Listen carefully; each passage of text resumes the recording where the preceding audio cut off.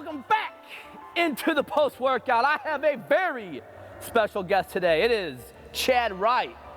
Enough said. Dude, I'm happy to be here, Josh. I wish you would have had that much energy during the workout we just did. Is that as fast as you can move? You would be pissed if it was easy. Chad came in this morning, we met up. We did a workout with Chad. Explain the workout. It was combat standard training, right? Yeah, combat standards test. This is a workout that I designed, I guess about a year ago. And basically what I wanted to do is I wanted to design something that replicated a half a day's work during a land warfare training block in the SEAL teams. And so the first part of the workout is 25 front squats at 135 pounds. That's meant to replicate loading all of your gear, your heavy weapons, your ammunition, all that good stuff that you need to train into Humvees. And then after that, we do a 100-calorie assault bike or a 1.5-mile run. I ran too. You said that was a standard, it was a little more difficult? You know, I think the assault bike is actually a little more difficult. I hate the assault bike. The run takes a little longer. Yeah. So it's either or. It's good to kind of switch it up. And so that kind of replicates the patrol in. And then after that, we've got 100 burpee pull-ups. Yep. All right? Those sucked. Burpee pull-ups. Rip my hands open. That kind of replicates the firefight part of the day of training, right? And then after that, we have the patrol out, which would be another 1.5-mile run or 100 calories on the assault bike. The caveat is you do all of this wearing a 20-pound vest, which does significantly increase the difficulty. Yeah. Well, you got to replicate, wearing the gear, wearing the kit, man. Stuff. Yep. Wearing the kit, and we hear a lot of times, we hear about how difficult SEAL training is, or selection to become a Green Beret. We hear a lot about the training pipeline and how hard BUDS is and stuff like that. But what we don't hear about is once you get to a team, the guys at the team, we don't hear about how hard it is, just the daily grind of doing that job. And some of these guys, they do that job for 15 or 20 years, man. Yeah. And they have to stay in shape enough to do something like we did in here today, because that's the minimum standard of fitness to be able to do the job. So after you finish training, it's like, it doesn't stop. Yep. It actually gets harder because you get old, man. Some of these guys doing this job for 20 years. I mean, there are guys in the teams right now that are 45, 50 years old, and they could come in here and knock this workout.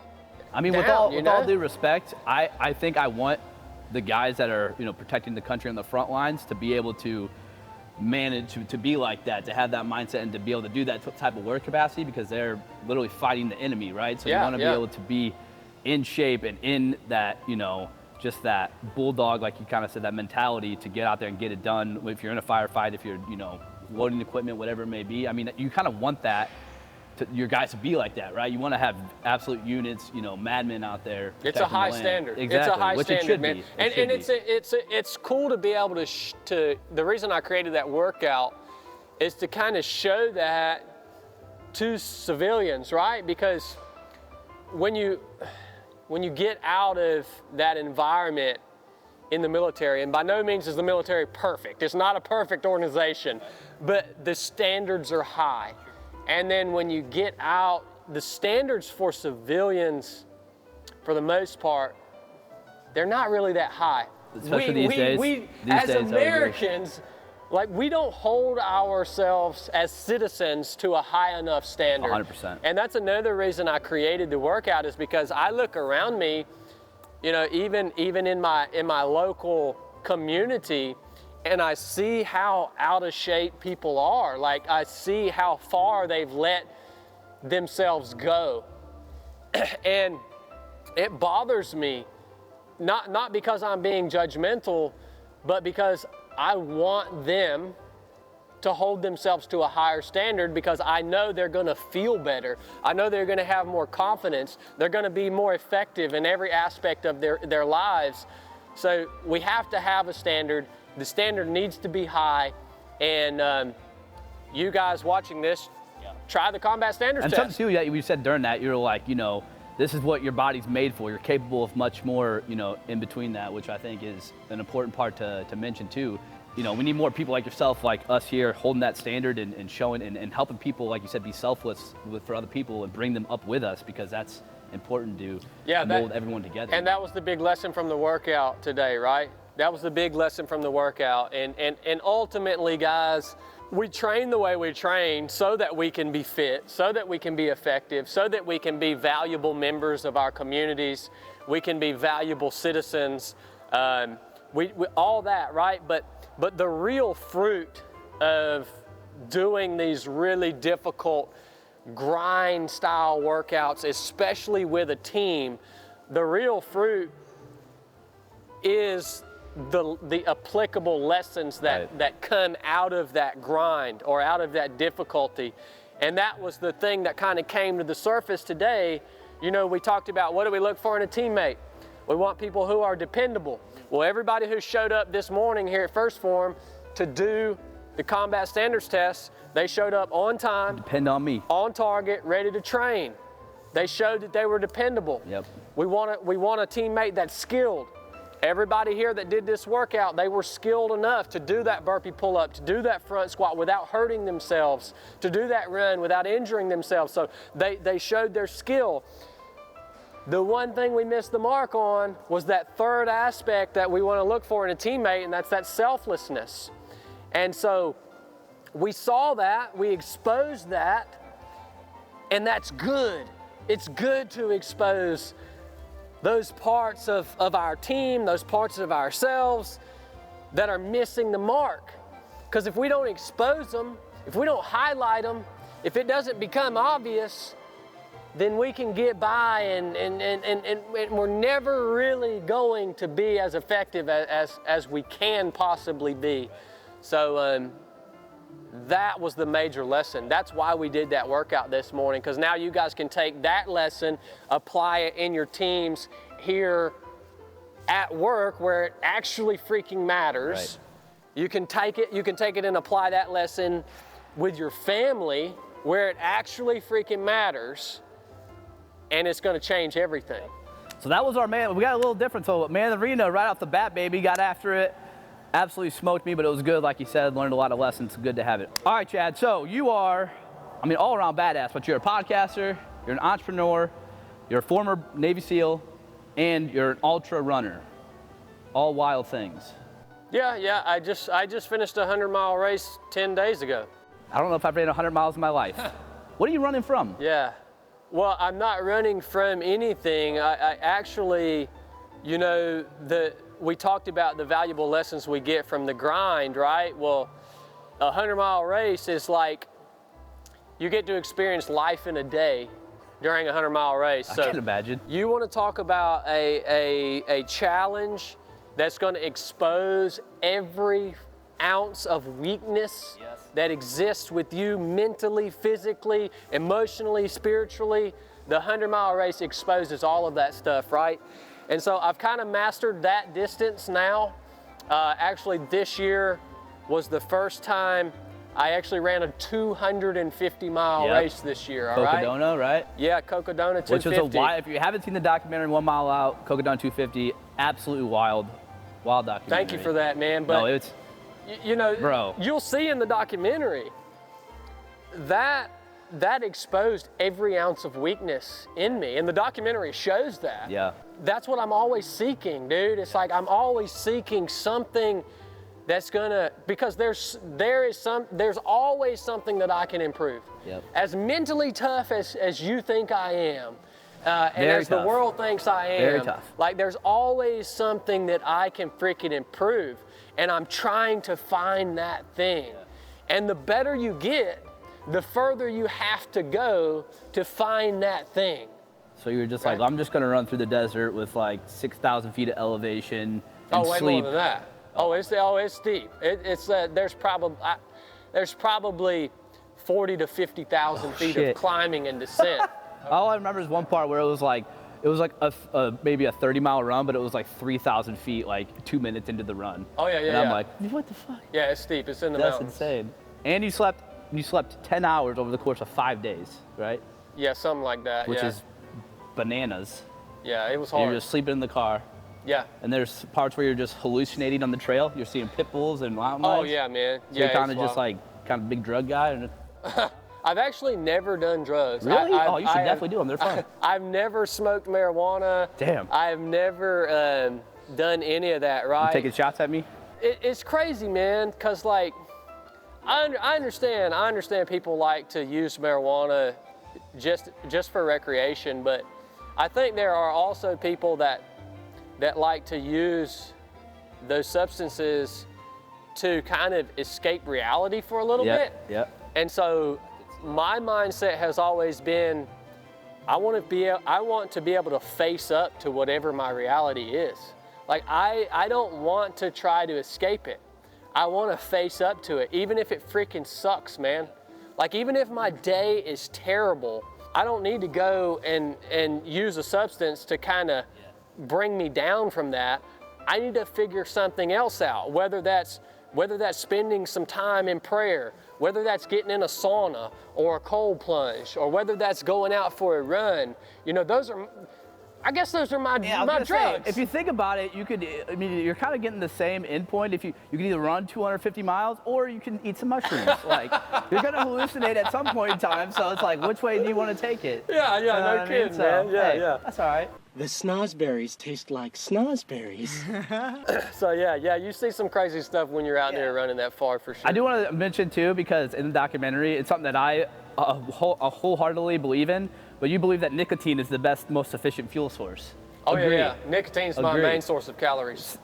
Yeah. I'm waiting for you guys to try to make some daggone Formula One with some nicotine in Some it, menthol man. Formula One. Yeah, what the crap, man? Hey, we'll work on it. I'll put it on the docket. See what they say. Okay, See if they roger like that. that. There's also one thing too. There's a lot of your pictures of your feet, a lot of video of your feet online. Do you know how much money you could actually be making from that if you like had a subscriber wall or anything instead of putting that shit on there for free? My man Chili's been trying to get me to make Chili. one of those OnlyFans pages. I don't know. I'm not paying, but you Yeah, know, I'm there's not. some Yeah, there's I'm some not freaks there out there. yet. Chili keeps pushing me to do that though, man. There might be something there. Okay, pause. Can we just talk about your entourage real quick? So you have a guy that shows up here. He says his name is Cornbread, and then you have Chili. He had a leopard print, like I don't even know what, like a swag jacket. I don't even know. It's kind of like a Hugh Hefner style jacket. got swag. with Reebok like multicolored high tops on. He kind of looked like an adult superstar. Yeah. You run around with a wild crew, He huh? is a superstar. He is. Yeah. He's wild. Yeah, those are And the his name is Chili and Cornbread. Yeah. I gotta need a cooler name, bro. Those are the guys that make it all And they happen. your wife calls you Biscuit, right? Yeah. Look at that. You got a whole family meal in there. Yeah, man, we're pretty redneck. Yeah, where are we're you pretty from? redneck. We're from North Georgia. North Georgia? Yeah, all of us are. So, because there's a thing like you're a very masculine man, you know what I mean? But you have this like high pitchy kind of voice, which it puts my brain in a blender a little bit, confuses me. I don't know if I can't really figure it out. You know what I mean? Yeah, that's Got a lot of twang on there. That's a blessing. The Lord blessed me with this accent. Yeah. It's pretty neat, huh? You like it? Well, yeah, man.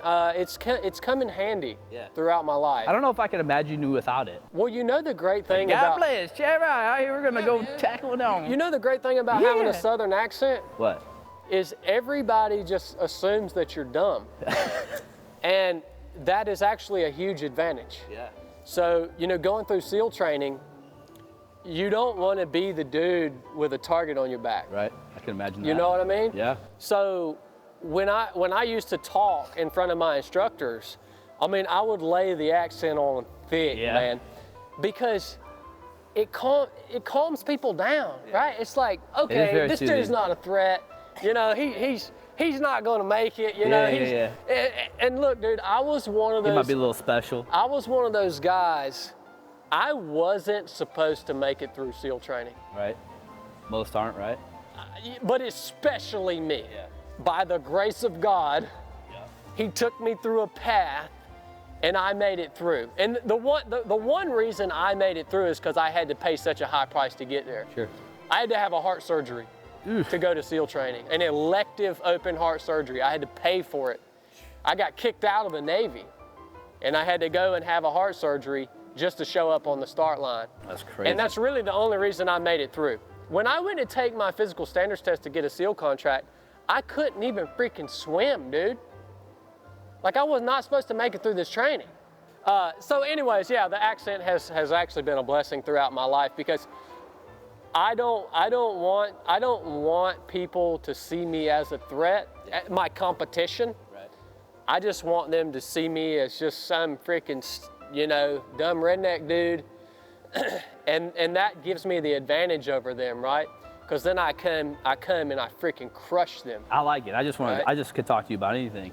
I don't have that luxury anymore, though, because of stinking Instagram and YouTube. Now everybody knows who I am everywhere I go, every race I go to. They need to know, though. You know what I mean? It was better when they didn't know. Well, my advantage is gone now, dude. true. Very true. Yeah, that's true. But think about all the people that you're actually inspiring and motivating. You know what I mean? So it's kind of like double-edged sword. That's what it's all about, man. That's what it's all about. I mean, yeah, when that 100-mile race I ran this past weekend, so many guys walked up to me and they were just like, I started ultra running because of your posts. And I don't mean to offend you or anything, but I have absolutely zero interest in doing ultra running, so you won't be inspiring me to do that. But that's cool. okay. You can be good at other things. Yeah. Maybe I can. I'm a hater. Maybe I can inspire you to follow Jesus Christ. Hey, I'm a big fan. That's my dude. Okay. All right. I'm already on it. Yeah. Roger that. Yeah, he's my.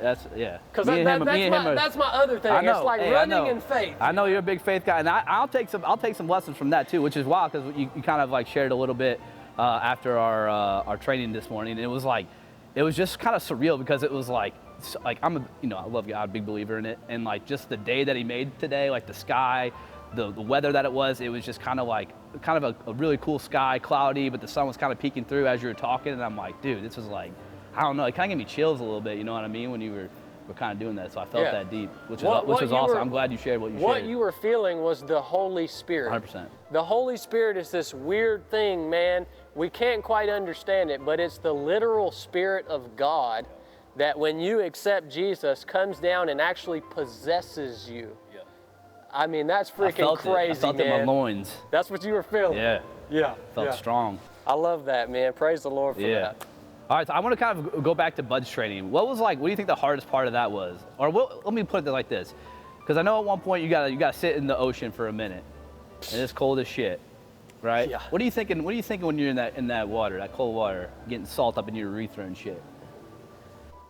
I'm not gonna lie to you, dude. I'm just thinking this freaking sucks. But you never say it. You know what I would be thinking? You never say it. I'd be like, did my balls just enter my stomach? Oh yeah. It happens, kind of inverts. Oh yeah, man. It is like, you don't understand how cold you get at SEAL training. Like, they literally make you swallow a microchip, man, and it sits in your gut, and they come around with like a little scan gun, and they can read your core body temperature off of that chip that's in your gut. And so I didn't know that. They literally bring you down to the point that you are about to freeze to death. Hypothermia almost. So they torture you. They have torturing you down to a science. And so kind of a weird skill to have, but maybe beneficial. I don't know. It is beneficial because they don't want to kill people, although people do die in SEAL training. But that's not the goal. The goal is to push you literally to the edge of what the body is actually capable of enduring. And you have to be scientific to do that, or you'll just end up killing people all the time, right? So the hardest part of SEAL training was 100%, for me personally, it was the cold water, man. But dude, I grew up in freaking North Georgia, man. I didn't know how to, like some of these dudes that go to Buds, they're surfers and they've lived on the coast, and for me, it was like, dude, this cold water is really, really miserable. Yeah. Yeah. It's gotta be wild. What's the craziest thing that's happened like in your military career that you could talk about? I mean, I remember when I was in Bud's prep, right? Just the very beginning of the training pipeline, there was a chief, and this guy had been in the Navy for probably 20 years. This dude's in his 50s, and we're a bunch of young studs, right? We're young studs, man. We're just getting started. And this old salty chief, man, challenges my entire class to a bench press competition. They load 225 pounds on the bar, and it's max reps, 225. So we pick our strongest dude in our class. We got 300 people to pick from. We pick our strongest dude. He gets on the bench, he reps that 225 out until he can't do it anymore. He gets 30, 35 reps. Pretty impressive. Right? This old salty chief, man, he lays down on that bench, dude. He gets going.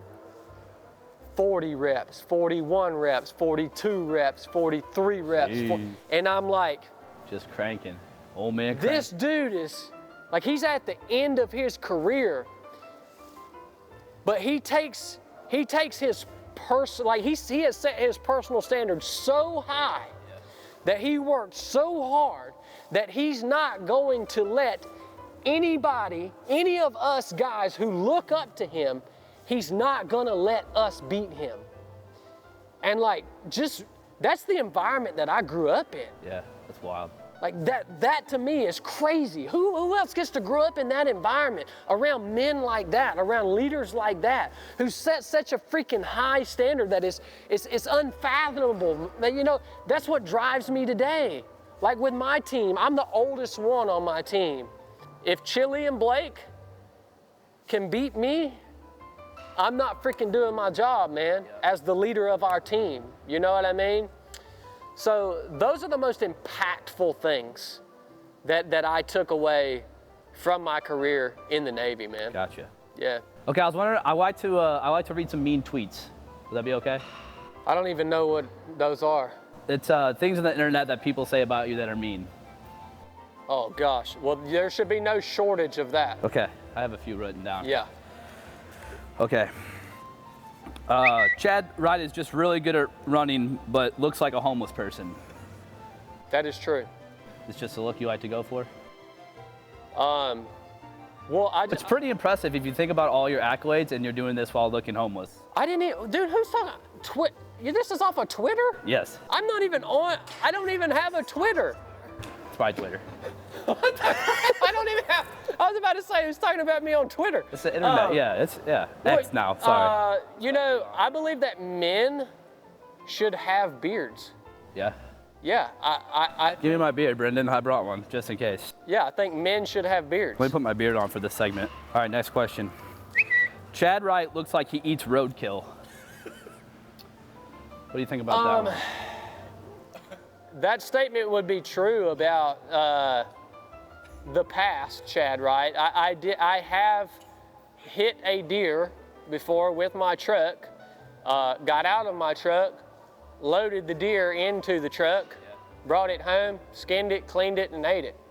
So luckily, that's kind of good. That's some efficient hunting though. If you think about it. Yeah, it is. I mean, luckily, the Lord has blessed me with a path in life where now I can eat ribeye steak every night. Yeah, nice. So my roadkill days are over. Okay, that's good. Beneficial. But you know, if things turn around, I'm still not opposed to eating roadkill. Yeah, as long as it's fresh. Okay.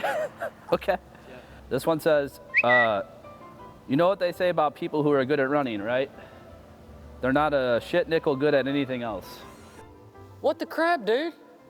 It's just on the internet, dude. I don't know what to tell you. I'm just trying to get some answers so you can maybe. Well, I feel like I was better than you today at burpee pull-ups. I would say you were better at most things today, yeah. So I feel like that's an untrue Well, like statement. if we did like a bicep tricep workout, I think I'd work you. I mean, I'll take you up on that. Buy dude. you a steak sandwich, try and stop me. I'll take you up on that, man. All right, bet. Because this is, dude, it's this right here, man. I got you. I got you right here, man. Okay, that was enough of mean tweets. That's what I had. Thank you for. Interesting segment. Yeah. Thank you. It's a new one here. Yeah. I have another one. It's sponsored by Phorm Energy, the best energy drink in the history of Earth. But I brought the Screaming Freedom out for you specifically today, because you're all about freedom, I have you're all a about story America. about those. You have a story? Yes, about those drinks right there. Should we do the story first and then the segment? All right, tell me your story. Okay, that first Phorm energy drink, Yep, get you fired up, huh? I'm gonna tell you straight up, man. I had a speaking engagement about 3 months ago, and you guys had sent me some of those energy drinks. Yep. And they taste really good. They do? Well, I had a speaking engagement the other day, and I drank one of those things right before I got up to speak. And I went freaking off the rail. Yeah. It was too much for me to drink that before my speaking engagement. So actually my little brother Blake, he's my manager, he's banned me from drinking those prior to a speaking. Okay, that's fair enough. Because you just gotta set your tolerance. Dude, I got up. Yeah, you're already like high energy, high, man. you know what I mean? You probably don't need the red line anymore. I gave these jokers this speech, man, and like I'm jumping up and down on the stage, man. You're probably scaring some people, huh? Yes, and so I get down and I'm like, well, Blake, how'd you think that went? And he said, man, you gave them both barrels. Like, maybe next time just give them one barrel, okay? No, full send. Yeah. Give them the full. So let me tell you, if you shit works. if you want to give somebody both barrels, hit you a little bit of that juice right there. All right, so the segment is that we like to do, sponsored by Phorm Energy, is the weirdest shit in your DMs. You get weird shit in your DMs, Instagram DMs? Anybody send you some weird off the wall type of stuff? Yeah, I mean, I see that stuff sometimes. Let me get your shorts you ran 40 hours in, something like that. No, it's mostly the weirdest crap to me, man, is like people that get mad at me for not responding to their DMs. Yeah. So I have pretty much had to stop reading them. Yeah. Because you begin to lose hope in humanity. Yep. And I don't want that to happen. Like, I want to keep believing that most people are good people. Yep. But if you go and you read comments and DMs, it's like, what is wrong with this? Like, yeah, what is wrong with this person? Well, probably a lot of things, but they probably just don't like themselves, unfortunately. I don't know, man. I think it's even deeper than that. I think they're just, I don't know that there's any hope for them. Yep. So what are like some special causes to you? That's a really hard question for me to answer because I live my life almost, I know this might sound corny to some of you guys, but like I live my life by faith. Yeah. So I don't think that sounds corny at all.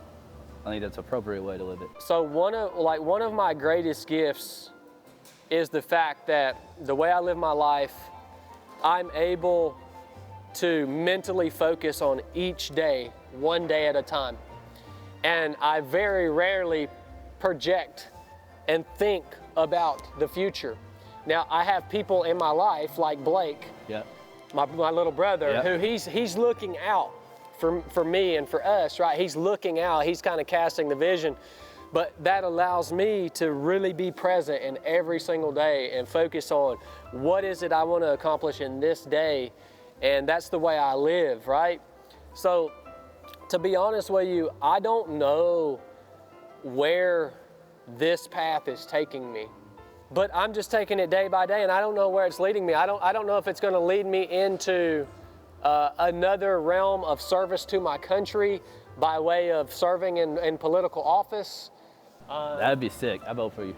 Yeah, I don't know if it's going to lead me deeper into like the ministry aspect of what we do at 307 Project, and you know, but along quite a while ago, the Holy Spirit of Christ gave me this vision of a massive arena packed out with people who were hungry for the gospel, who were hungry to unite, who were hungry to improve the situation that we're all faced with at this day and time.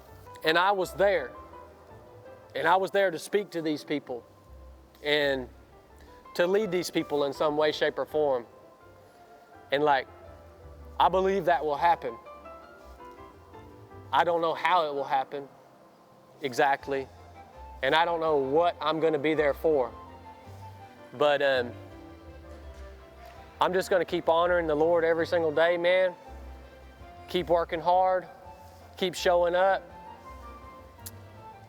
and I know I'll get there. Hell yeah, love You know? that. All right, Chadd, this is called the post-workout. What's your favorite post-workout? So I use this Formula One in the chocolate flavor. Just a classic man, huh? So what I actually do is every day I take some frozen mango berry fruit, Nice, dump it mangoes. in a blender. I put 1 scoop of this Formula One. I put 1 thing of the creatine Yeah. in there, and then I put a spoonful of Greek yogurt, and then a spoonful of peanut butter, and then I just fill it up with water and I blend it all up, and that's what I drink post-workout every single day. Good one. Let's mix one up. We'll end this show, huh? What do you say? You got any questions for me? No, man. All right, good. All right, Chadd, let's get us a little shake here. We'll end the show. Great one. Hold, did you already put your powder in there, man? No, dude, that's you're gonna help me. You're gonna. You put the water in first? Yeah, You just taught me something today. I know. I didn't know. I always put the powder in first. I'm educated. Yeah, that's a rookie mistake. A lot of people, they just want to start raw dog and start shaking it right Yeah, away. yeah. That's a mistake too. Well, you got to get everyone introduced first, you know. So you give it a little, one of these, a little swirl. Is that Say, legit, hey, protein. man? Hey, water. How's it going? Nice to meet you. And then you shake it up. You know what I mean? That's the proper way. It mixes well. Yep. It freaking tastes good, Yep. and it doesn't give me a stomachache. Yep. Facts. Founded on quality, baby. Look it up. That's us. Roger that. All right. Cheers, brother. Yeah, thanks, All man. right. Tell them what to do next. What to do next? What to do next? Here, right there. In that camera, you can tell them there. well- or you can tell them that one. If I were you, the first thing I would do is, if you don't know Jesus Christ, I would go and start reading the book of Matthew, and I would read the gospel about Christ, and I would understand who he is, and then I would accept the wonderful gift that he's Facts. offered to all of humanity. The next thing I would work on is the process of setting yourself free from yourself. In other words, Deep. one of the most key things that has happened to me in my life is actually putting my old self to death and learning to become a new person in Christ. And it's a long process, but it's been the most impactful thing that's ever happened to me in my life. And besides those 2 things, just freaking work hard, man. Get after it, and love your neighbor, Yep. love yourself, Yep. and be a good citizen. Yep. That's what I got for you. Those are all great things. We were just simply looking for make sure you like, give us a comment, subscribe to the channel, turn your post notifications on. This is YouTube. Oh, that would have been way easier. That's what we're looking for. That's okay. I like it. You know, we're just looking for something like that though. Next time. I need to start telling my YouTube audience to do that. Yeah. Go ahead. Why don't you plug your shit? Where can the people follow you on? You got, I'm on YouTube too, 307 Project. 307 Project on YouTube, Instagram. Look it up. At Chadd Wright. I don't give a crap. If you want to see me on Instagram, that's fine. Fuck it. Follow me. Josh, Yeah, follow him, Josh man. _ Lanier 76. Give me a follow. This has been the post workout with my man Chadd Wright. Thanks for coming on, brother. We'll catch you guys next time. Peace.